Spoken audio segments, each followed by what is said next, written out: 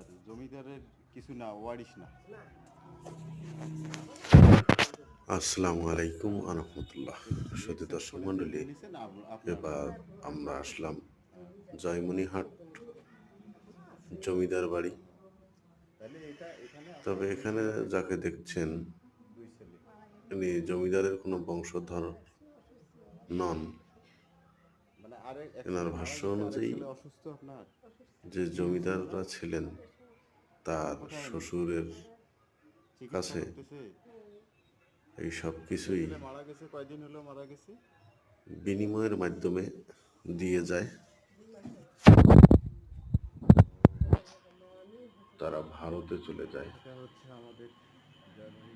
তারপর থেকেই এনারা এখানে বসবাস করতেছেন। বিশেষ কিছু তথ্য পেলাম না, কারণ তার ছেলে দুইটা, একজন মারা গেছে 2 দিন হলো।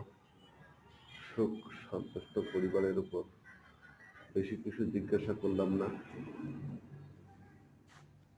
তাই আপনাদেরকেও কিছু ভালো তথ্য দিতে পারলাম না। ধন্যবাদ আপনাদের সবাইকে। যদি ভিডিওটি ভালো লাগে অবশ্যই লাইক, কমেন্ট করবেন, সাবস্ক্রাইব করবেন।